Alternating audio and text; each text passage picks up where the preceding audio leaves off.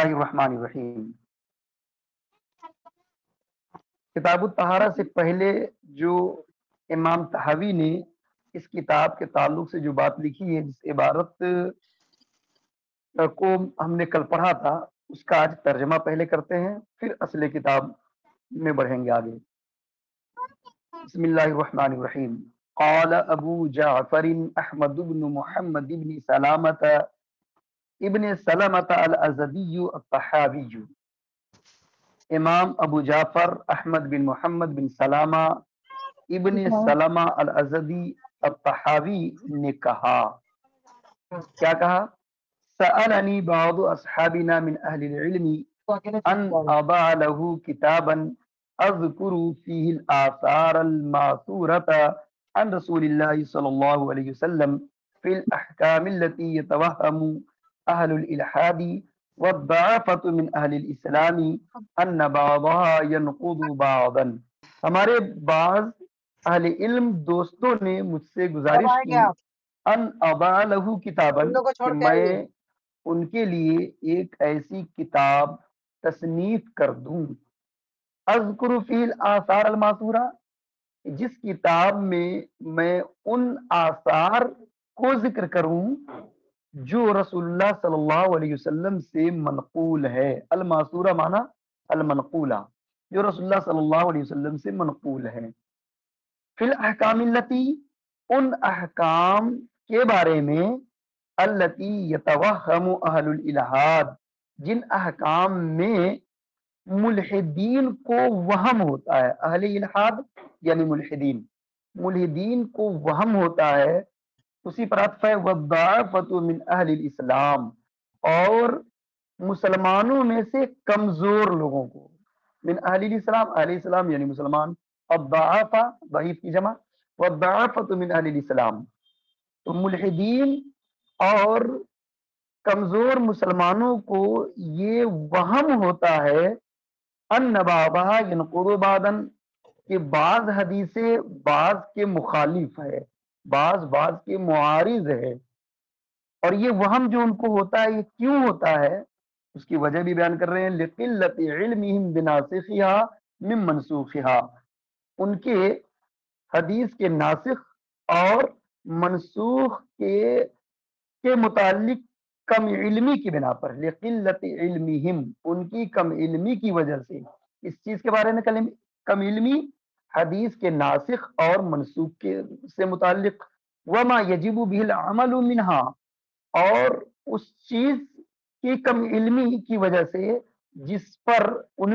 میں سے جس پر عمل کرنا واجب ہے، کیونکہ بعض حدیثیں ایسی ہے جو معمول بھی ہے، بعض وہ ہے جو غیر معمول بھی ہے، یعنی بعض پر عمل ہوتا ہے اور بعض پر عمل نہیں ہے۔ لما یشہد له من الکتاب الناطق والسنت المجتمع علیہا، لما اس وجہ سے جس کے لیے، یعنی اس کی وجہ سے جو اس بات کی گواہی دیتی ہے۔ کون گواہی دیتی ہے؟ من بیانی آگے، من الکتاب الناطق یعنی کتاب ناطق قرآن مقدس، والسنتی یعنی حدیث رسول صلی اللہ علیہ وسلم، المجتمع علیہ وہ حدیث جن پر تمام لوگوں کا اتفاق ہے، المجتمع علیہ جو متفق علیہ ہے، تو جس کی کتاب ناطق یعنی قرآن مقدس اور متفق علیہ حدیثیں جس کی گواہی دیتی ہیں۔ وَأَجْعَلَ لِذَلِكَ أَبْوَابًا أَذْكُرُ فِي كُلِّ كِتَابٍ مِّنْهَا، اور میں اس کے لیے، لذالک سے مراد یعنی اس کتاب کے لیے، اس کتاب کے لیے چند ابواب متعین کروں، اذکر فی کل کتاب منہا، کہ ان میں سے ہر کتاب میں، کتاب سے مراد باب، ان میں سے ہر باب میں ذکر کروں، ما فیہ ان چیزوں کو جو کچھ اس میں ہے، یعنی اس باب میں جو کچھ بھی ہے اس کو ذکر کروں۔ جو کچھ سے مراد کیا ہے؟ وہ ما کا بیان ہے، من سے، من الناسخ والمنسوخ یعنی ناسخ اور منسوخ، وتاویل العلماء اور علماء کی تعویلات، واحتجاج بعضهم علی بعض اور ان میں سے بعض کا بعض کے خلاف استدلال کرنا، یعنی ان چیزوں کو بھی میں ذکر کرتا جاؤں۔ پھر دیکھیں وَأَجْعَلَ لِذَلِكَ أَبْوَابًا، اور میں اس کتاب کے لیے چند ابواب متعین کروں، اور ان ابواب میں سے ہر ایک میں میں ان چیزوں کو ذکر کروں جو کچھ اس میں ہے، یعنی ناسخ منسوخ، علماء کی تعویل، اور ان میں سے بعض کا بعض کے خلاف استدلال کرنا، وإقامة الحجة لمن صح عندي قوله منهم بما يصح به مثله من کتاب او سنت او اجماع او تواتر من اقاویل الصحابہ او تابعیہم، اور حجت قائم کروں، وإقامة الحجة اسی پہ اب اس کا بھی ہوا احتجاج بعض علی بعض، کہ ان میں سے بعض کا بعض کے خلاف استدلال کرنا اور حجت قائم کرنا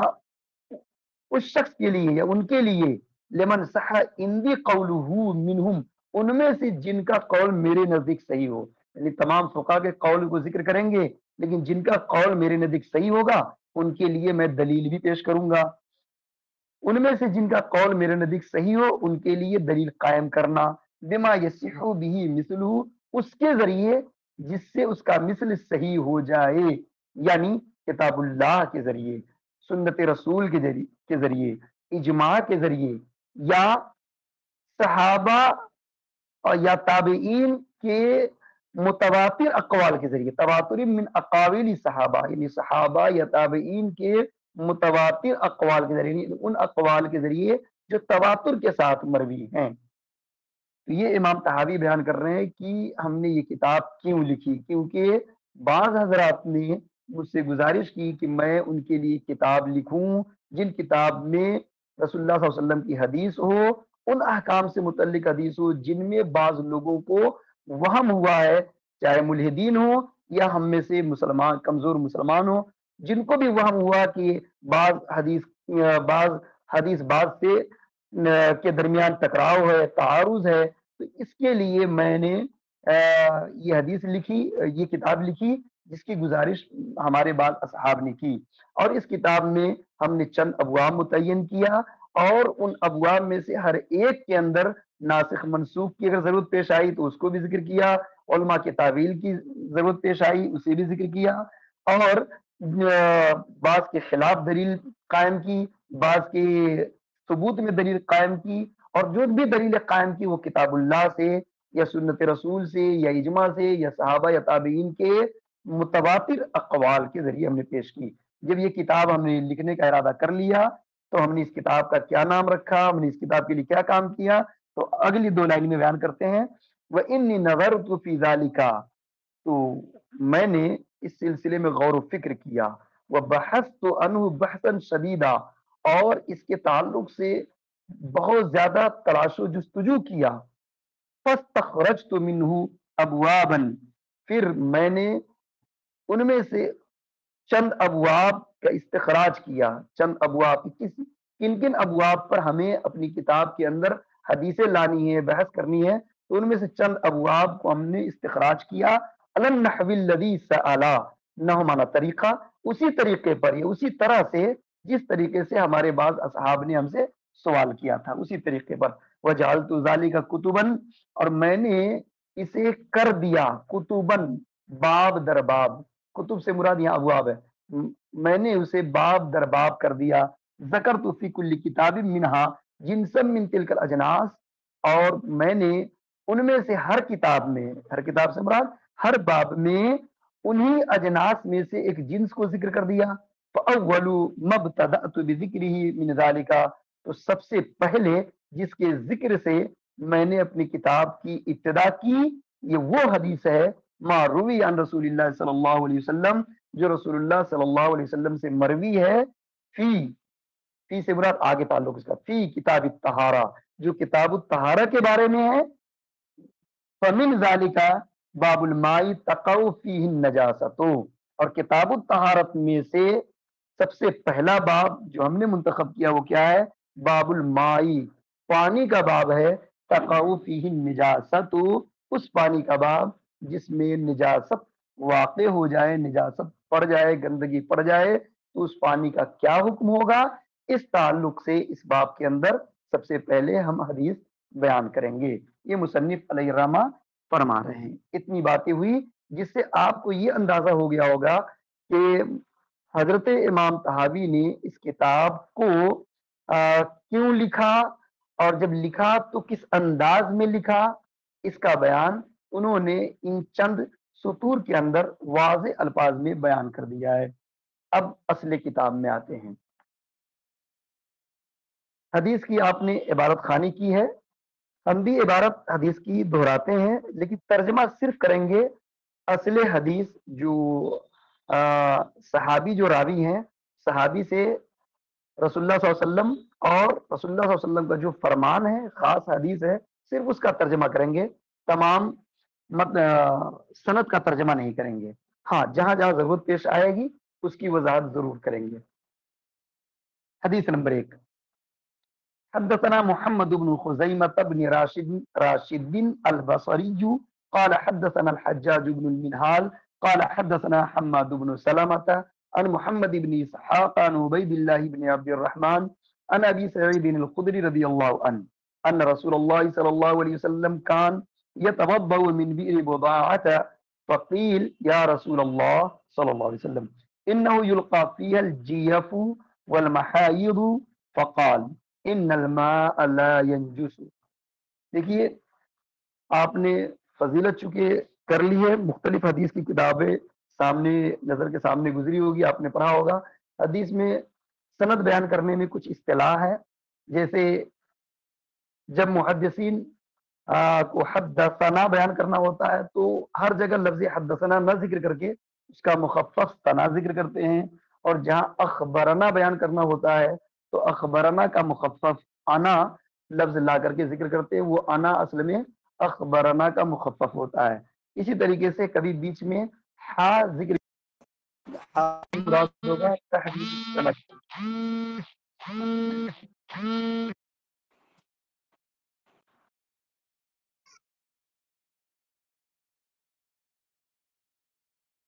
آواز مل رہی ہے آپ لوگوں کو؟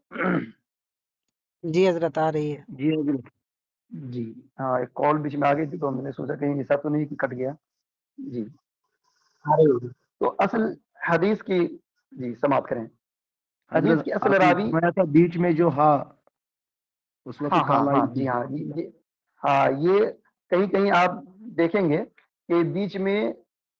ہا ذکر کیا رہے گا، تو ہا ذکر کرنے کا مقصد ہوتا ہے تحویل السند، یعنی سند میں کبھی کبھی ایک حدیث کی اسی متن کی، جو متن اس میں ذکر کی جا رہی ہے اس متن کے دو سند ہوں گے، تو دونوں سند کو ایک ہی جگہ ذکر کرتے ہیں، تو ایک سند ذکر کر کے پھر ہا لکھتے ہیں اور ہا کے بعد دوسری سند لکھتے ہیں، جو آگے چل کے دونوں سند آ کر کے مل جاتی ہے، تو اسی وجہ سے وہاں ہا ذکر کرتے ہیں، جیسا کہ انشاءاللہ العزیز اگلے ہفتے آپ پڑھیں گے تو ایک آدھ جگہ ایسی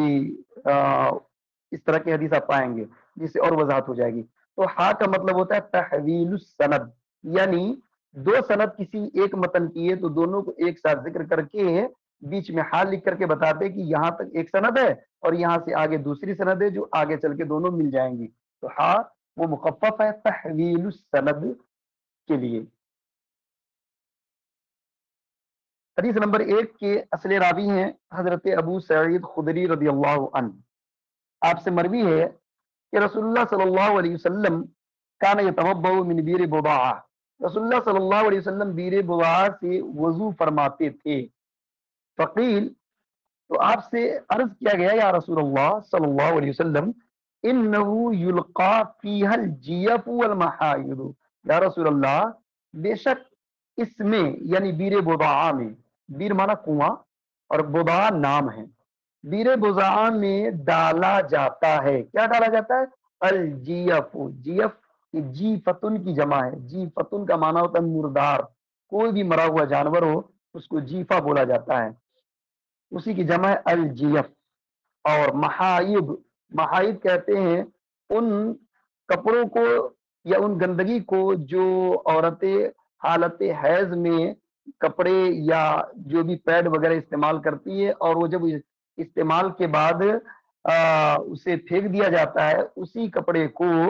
یا اسی پیڈ وغیرہ کو محائض کہا جاتا ہے۔ فیہا الجیف والمحائض، یا رسول اللہ صلی اللہ علیہ وسلم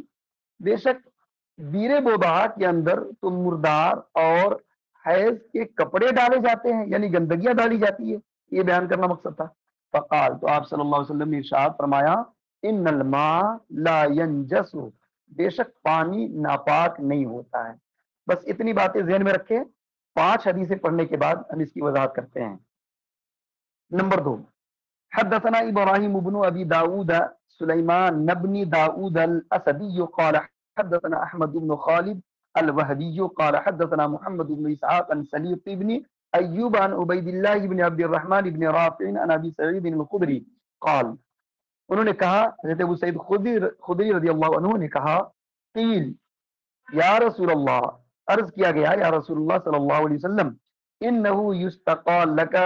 من بئر بضاعۃ، یا رسول اللہ بے شک آپ کے لیے، یستقى لك آپ کے لیے لایا جاتا ہے، من بئر بضاعۃ بئر بضاع سے، یستقى کا معنی پانی لایا جاتا ہے، آپ کے لیے بئر بضاع سے پانی لایا جاتا ہے. وہی بئر یطرح فیہا، حالانکہ وہ ایسا کنواں ہے، یطرح فیہا جس میں ڈالا جاتا ہے، طرح یطرح اسی سے مجہول ہے، یطرح پھینکا جاتا ہے، ڈالا جاتا ہے، ازرۃ الناس لوگوں کی گندگی، ازرہ کا معنی گندگی، پاخانہ کو بھی ازرہ کہتے ہیں، تو لوگوں کی گندگی اس میں ڈالی جاتی ہے. وہ محائد الناس اور عورتوں کے حیض کے کپڑے ڈالے جاتے ہیں، وہ لحم الکلاب اور کتوں کے گوشت ڈالے جاتے ہیں. کتوں کے گوشت کا مطلب وہی مردار. تو اس کنویں کے اندر لوگوں کی گندگی، عورتوں کے حیض کے کپڑے اور کتوں کے گوشت ڈالے جاتے ہیں. آپ سے یہ کہا گیا، فقال تو آپ نے ارشاد فرمایا، ان الماء طہور لا ينجسه شیء، بے شک پانی پاک ہوتا ہے اور کوئی چیز اس کو ناپاک نہیں کرتی ہے. 2 حدیثیں ہوئی، مفہوم ذہن میں رکھیے.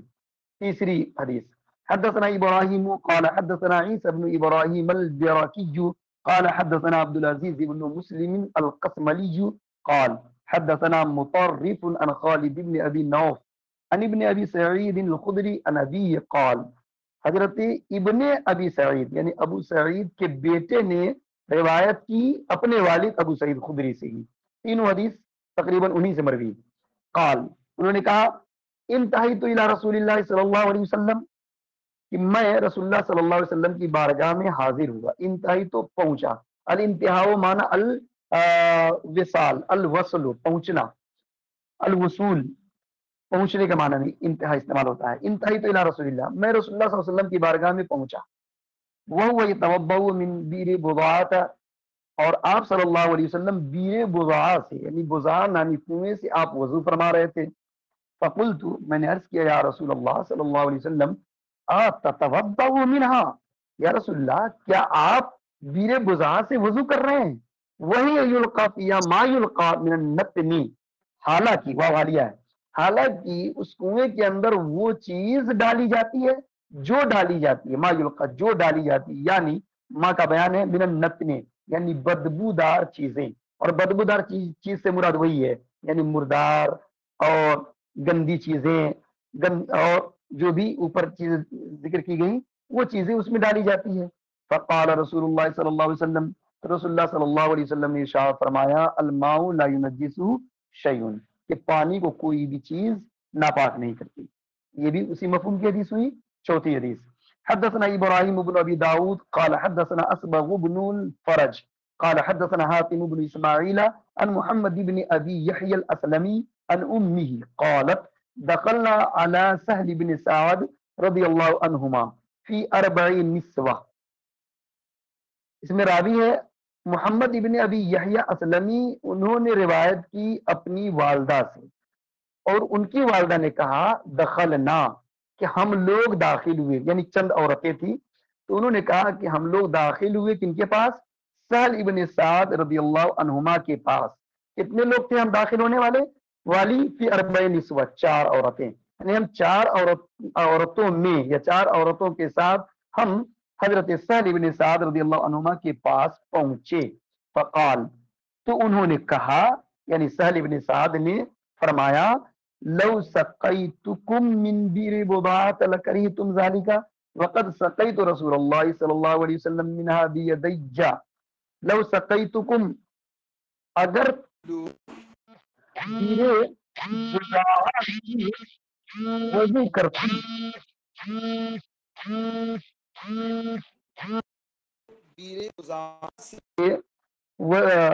سقا اس کی معنی سیرابی حاصل کرنا، یعنی پانی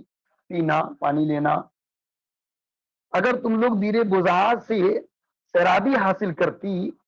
لکریہتم ذالکا، تو تم اسے ناپسند کرتی. وقد سقیت رسول اللہ صلی اللہ علیہ وسلم منها بیدیہ، حالانکہ میں نے رسول اللہ صلی اللہ علیہ وسلم کو سیراب کیا ہے، پلایا ہے، منہا بیر بضاع سے، بیدیہ اپنے ہاتھ سے، میں نے اپنے ہاتھ سے بیر بضاع سے رسول اللہ صلی اللہ تعالی علیہ وسلم کو پانی پیا ہے. یہ حدیث ہوئی. اس حدیث میں کیا کون سی بات ذکر کی گئی؟ یہی کہ بیر بضاع کی حالت یہ تھی کہ اگر تم لوگ اس کا پانی پیتی یا اس سے وضو کرتی یا اس سے سیرابی حاصل کرتی تو تمہیں ناپسند لگتا، تم کو عجیب لگتا. حالانکہ میں نے خود رسول اللہ صلی اللہ علیہ وسلم کو بیر بضاع سے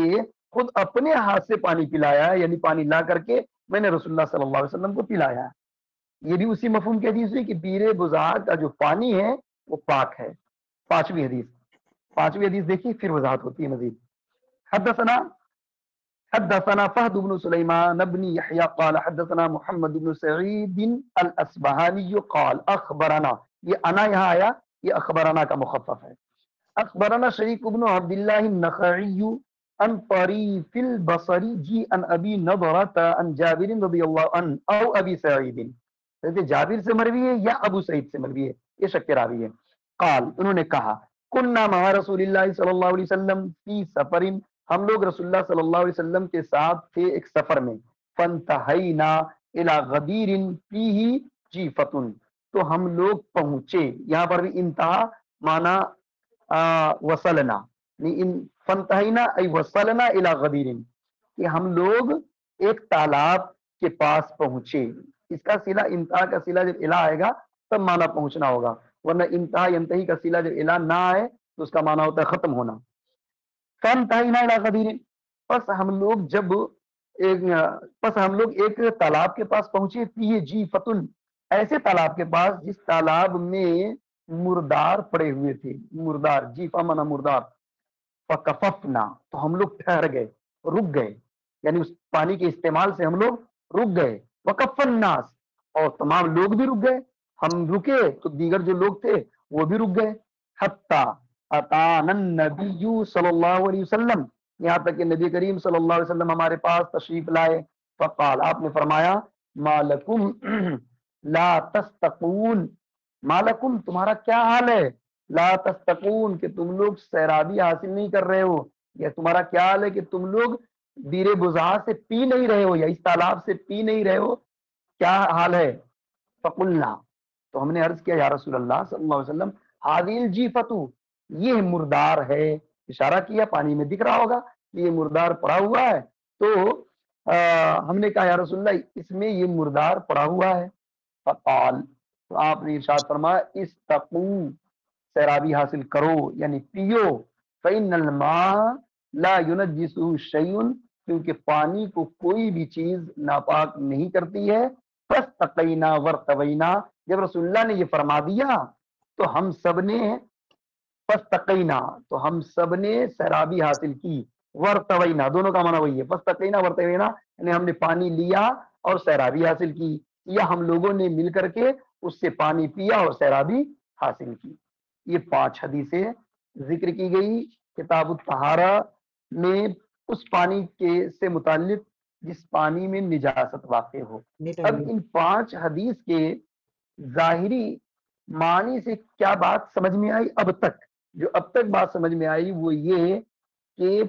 مطلقاً پانی کے اندر اگر نجاست واقع ہو جائے، چاہے وہ نجاست مردار کی شکل میں ہو، گندگی کی شکل میں ہو، یا یہ کہ حیض وغیرہ کی گندگی والے کپڑے ڈالے جائے، کسی بھی شکل میں ہو، پانی ناپاک نہیں ہوتا. بظاہر ان 5 حدیث سے یہ بات سمجھ میں آئی. جبکہ آگے پوری تفصیل آگے آ رہی ہے کہ اس سے احناف کے نزدیک کیا موقف ہے اس حدیث کے ذریعے، اور دیگر ائمہ کے نزدیک کیا موقف ہے، اس کو اب یہاں سے امام طحاوی بیان کریں گے. السلام علیکم. اس کو مختصراً ہم پہلے پیش کر دیں آپ کے سامنے تاکہ مفہوم سمجھنا بالکل آسان ہو جائے. یہ 5 حدیثیں جو ذکر کی گئی ان پانچوں حدیث سے حضرت امام مالک، ائمہ اربعہ میں سے حضرت امام مالک اور ان کے علاوہ حضرت امام حسن اور ابن مسیب، یہ حضرات ان حدیث سے یہ استدلال کرتے ہیں کہ پانی ناپاک نہیں ہوتا جب اس میں کوئی گندی چیز، کوئی نجی چیز واقع ہو جائے، تو پانی اس وقت تک ناپاک نہیں ہوگا جب تک کہ پانی کا رنگ، بو یا مزہ تینوں میں سے کوئی ایک بدل نہ جائے، تب تک پانی ناپاک نہیں ہوگا، چاہے اس میں مردار پڑے، چاہے کوئی گندی چیز پخانہ پیشاب پڑے، جب تک رنگ، بو، مزہ نہیں بدلے گا ناپاک نہیں ہوگا۔ یہ کن کا مسلک ہے، کن کا مذہب ہے؟ حضرت امام مالک کا، ائمہ اربعہ میں سے امام مالک کا مسلک ہے۔ جبکہ ائمہ ثلاثہ، ان کے علاوہ جو تینوں ائمہ، حضرت امام شافعی، امام احمد ابن حنبل اور ہمارے امام امام اعظم رضی اللہ تعالیٰ عنہ، یہ تینوں ائمہ فرماتے ہیں کہ پانی، یہ جو حدیثیں پانچوں ذکر کی گئی، ان پانچوں حدیث سے فقط یہ بات نہیں ثابت ہوتی کہ پانی ناپاک نہیں ہوگا، بلکہ پانی جب کثیر مقدار میں ہو، یعنی زیادہ ہو، جسے ہم دہ دردہ کہتے ہیں، آپ جانتے ہیں، دہ دردہ ہو یا مائع جاری ہو، یعنی اس حدیث کا جو محل ہے وہ کیا ہے؟ ائمہ ثلاثہ کے نزدیک، امام شافعی، امام احمد بن حنبل اور ہمارے امام اعظم کے نزدیک، ان پانچوں حدیث کا محل یہ ہے کہ جب پانی کثیر مقدار میں ہو، یعنی دہ دردہ ہو یا مائع جاری ہو، اور اس میں نجاست واقع ہو جائے تو پانی ناپاک نہیں ہوتا ہے۔ اور اگر پانی ٹھہرا ہوا ہو، رکا ہوا ہو اور وہ دہ دردہ ہو، تب بھی ناپاک نہیں ہوگا، اور اگر دہ دردہ سے کم ہے، امام اعظم کے نزدیک دہ دردہ سے کم ہے تو پانی ناپاک ہو جائے گا۔ جبکہ امام شافعی رضی اللہ تعالیٰ عنہ کے نزدیک پانی اگر 2 قلہ سے کم ہے تو ناپاک ہو جائے گا، اور 2 قلہ کے برابر ہے تو ناپاک نہیں ہوگا۔ ان سب کی تفصیل اس باب کے اندر آئے گی، اور ہر ایک کا جواب بھی آئے گا، اور ہر ایک کی وضاحت بھی آئے گی، اور امام اعظم کے مسلک اور امام اعظم کے مذہب کی مکمل طور پر تائید حدیث کے ذریعے بھی، یعنی دلیل نقلی اور دلیل عقلی دونوں کے ذریعے تائید کریں گے۔ سب سے پہلے ان پانچوں حدیث سے جو بات ثابت ہو رہی ہے، جیسا کہ ہم نے پیش کیا، اس کو یہاں پر امام طحاوی اپنے الفاظ میں ذکر کر رہے ہیں، اسے سنیے۔ فَذَهَبَ قَوْمٌ إِلَى هَذِهِ الْآثَارِ، ایک قوم سے مراد بالخصوص امام مالک ہیں، اور حضرت امام حسن بھی، ابن مسیب بھی ہیں، لیکن بالخصوص حضرت امام مالک، امام مالک ان آثار، فذهب قوم إلى هذه الآثار، ایک قوم ان آثار کی طرف گئی ہے، مطلب جو حدیثیں ہم نے پڑھی ہے انہی حدیث کی طرف ایک قوم گئی، ایک قوم سے مراد امام مالک، فقالوا، تو ان حضرات نے کہا کہ لا ينجس الماء شيء وقع فيه، کہ پانی کو کوئی ایسی چیز ناپاک نہیں کرتی ہے، وقع فيه، جو پانی کے اندر واقع ہو جائے، الا ان يغير لونه او طعمه او ريحه، مگر یہ کہ اس کے رنگ یا مزہ یا اس کی بو کو بدل دے، متغیر کر دے، یعنی رنگ بو مزہ میں سے کوئی بدل جائے تب تو ناپاک ہوگا، لیکن اگر نہ بدلے تو ناپاک نہیں ہوگا ان حضرات کے نزدیک۔ تو کہتے ہیں کہ فَأَيُّ ذَلِكَ إِذَا كَانَ فَقَدْ نَجِسَ الْمَاءُ، فَأَيُّ ذَلِكَ، پس ان میں سے کچھ ہو، یعنی رنگ بو مزہ میں سے کوئی بدل جائے، فَأَيُّ ذَلِكَ إِذَا كَانَ، پس جب ان میں سے کوئی ایک ہو، فَقَدْ نَجِسَ الْمَاءُ، تو پانی ناپاک ہو جائے گا۔ یہ امام مالک اور ان کے متبعین کا یہ مذہب ہوا، دھیان رکھیے گا۔ آگے ائمہ ثلاثہ کا مذہب، پہلے بیان یا ائمہ ثلاثہ کا بیان کر رہے ہیں، بعد میں اناف کا بیان کریں گے آخر میں۔ وخالفہم فی ذلک آخرون، اور اس مسئلے میں دوسرے ائمہ نے ان کی مخالفت کی ہے، یعنی جن لوگوں نے پہلا قول پیش کیا ان کی مخالفت کی دوسرے حضرات نے۔ دوسرے سے مراد کون لوگ ہیں؟ ہم نے بیان کر دیا، ان میں سے ائمہ ثلاثہ ہیں، تینوں ائمہ ہیں۔ ائمہ ثلاثہ نے اس مسئلے میں ان کی مخالفت کی ہے، تو کیا کہا مخالفت کی؟ فقالو، تو ان حضرات نے کہا اما ما ذکرتم من بیر بضعہ، رہا وہ جس کو آپ حضرات نے ذکر کیا ہے بیر بضعہ کے بارے میں، فلا حجت لکم فیہ، تو یہ آپ کے لیے اس میں کوئی دلیل نہیں ہے۔ کیوں نہیں دلیل ہے؟ کہ لأن بیر بضاعۃ قد اختلف فیہا ما کانت اس لیے کہ بیر بضاع کے سلسلے میں اختلاف ہے. بیر بضاع قد اختلف فیہا، بیر بضاع کے بارے میں اختلاف ہے. ما کانت، کہ وہ کیا تھا، یعنی بیر بضاع کیا تھا اس سلسلے میں اختلاف ہے. بعض حضرات کا کہنا ہے کہ وہ کنواں تھا، بعض حضرات کا کہنا نہیں کنواں نہیں تھا بلکہ باغ میں پانی لے جانے کا راستہ تھا، جیسا کہ یہاں پہ ذکر کر رہے ہیں آگے. فقال قوم، تو ایک قوم نے کہا، کیا کہا؟ کانت طریقہ. ایک قوم سے مراد یہاں امام واقدی ہیں، یعنی بالخصوص امام واقدی نے یہ فرمایا. کیا فرمایا؟ کانت طریقا للماء الی البساتین، بیر بضاع کیا تھا؟ کانت طریقا للماء الی البساتین، بیر بضاع پانی کا راستہ تھا، الی البساتین باغوں کی طرف لے جانے کے لیے، باغوں کی طرف لے جانے کے لیے پانی کا راستہ تھا، کنواں نہیں تھا بلکہ راستہ تھا. فکان الماء لا یستقر فیہا، بس پانی اس میں ٹھہرتا نہیں تھا. فکانا حکم مائیہ کا حکم مائی الانہار، جب وہ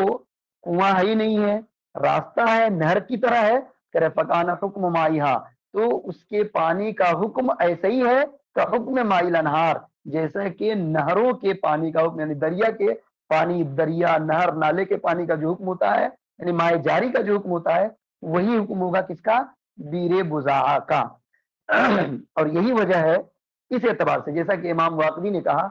کہ ایک راستہ تھا، یعنی وہ مائع جاری وہ تھا، اس سے پانی گزر کر کے باغ میں جاتا تھا تو وہ نہر کے مانند ہو گیا. اور احناف کے نزدیک بھی معاملہ یہ ہے کہ جب پانی کہیں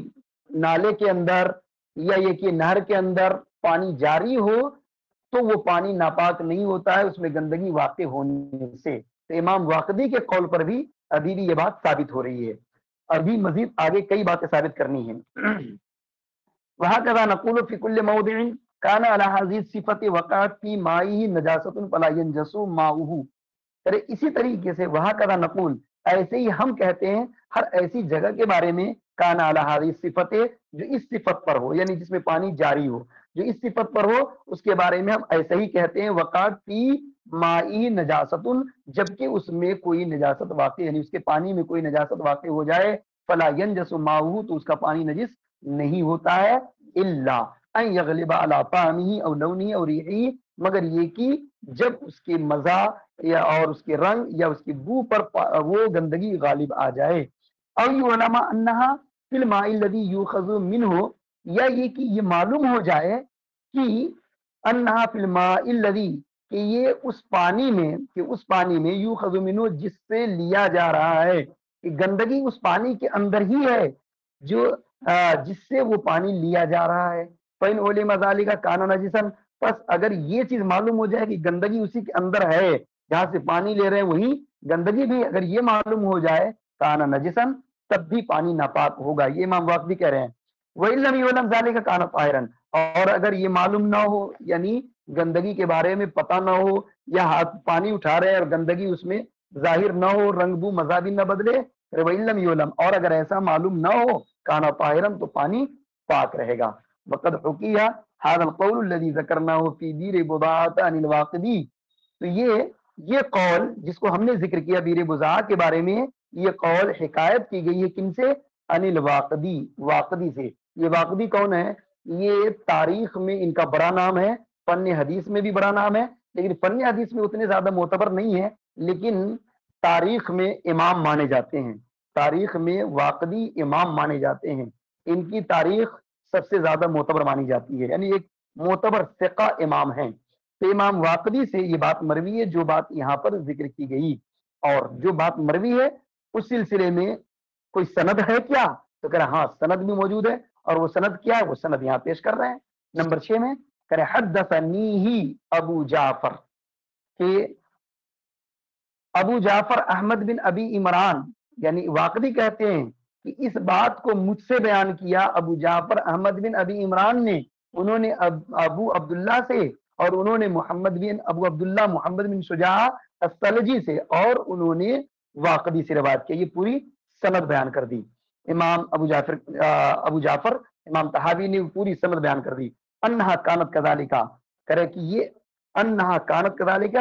یہ ایسا ہی ہے، انہا کانت یہ اسی طریقے سے ہے جیسا کہ بیان کیا گیا. یعنی جو بات اوپر بیان کی گئی امام واقدی سے مروی وہ اسی سند سے مروی ہے جس سند کا ابھی ذکر کیا گیا. اب ذرا دیکھیں کہ یہاں پانچوں حدیث جو پڑھائی گئی جس کا ترجمہ کیا گیا اس پانچوں حدیث سے پتا چلا کہ پانی کو کوئی بھی چیز ناپاک نہیں کرتی ہے، چاہے اس میں گر جائے واقع ہو جائے. یہ بظاہر حدیث کے ظاہری مفہوم سے اسی ظاہر کو لے کر کے امام مالک نے اپنا مسلک انہی حدیث سے استدلال کرتے ہوئے اپنا مسلک بیان کیا کہ پانی ناپاک نہیں ہوتا چاہے اس میں نجاست ہی کیوں نہ گر جائے، پانی ناپاک نہیں ہوتا. یہ تفصیل کیے بغیر کہ پانی کم ہو یا زیادہ ہو، اس کی تفصیل کیے بغیر کہ پانی ناپاک نہیں ہوگا جب تک کہ پانی کا رنگ یا بو یا مزہ متغیر نہ ہو جائے، بدل نہ جائے، تب تک پانی ناپاک نہیں ہوگا. یہ انہوں نے بیان کیا. تو ان کے جواب میں یہ بتایا کہ ائمہ ثلاثہ نے ان کی مخالفت کی، یعنی امام مالک کی مخالفت کی تینوں امام نے، اور یہ کہا کہ جو کچھ آپ نے بیر بضاع کے بارے میں ذکر کیا ہے اس میں آپ کے لیے کوئی دلیل موجود نہیں ہے کہ آپ استدلال کر رہے ہیں کہ پانی ناپاک نہیں ہوگا. آپ کے لیے اس میں کوئی دلیل نہیں. کیوں دلیل نہیں؟ اس لیے دلیل نہیں ہے کیونکہ بیر بضاع کے تعلق سے اختلاف ہے کہ بیر بضاع اصل میں بیر ہے یعنی کنواں ہے یا نالا ہے، یعنی وہ باغ میں پانی لے جانے کا راستہ ہے یا یہ کہ وہ کنواں ہے. اس سلسلے میں اختلاف ہے اور اس اختلاف پر ایک دلیل پیش کر دیا امام واقدی کے ذریعے کہ امام واقدی نے صاف طور پہ کہا ہے کہ بیر بضاع جو ہے وہ اصل میں بیر نہیں ہے، کنواں نہیں ہے، بلکہ وہ نہر کے مانند ہوا، اور جب نہر کے مانند ہوا تو نہر میں جب پانی جاری ہو تو وہ ناپاک نہیں ہوتا ہے، لہذا اس کا پانی بھی ناپاک نہیں ہوگا جب تک وہ جاری رہے گا. اگرچہ اس میں نجاست واقع ہو تو رنگ بو مزہ جب تک نہ بدلے تو وہ پانی بھی پاک رہے گا. اب تک یہ باتیں ہوئی.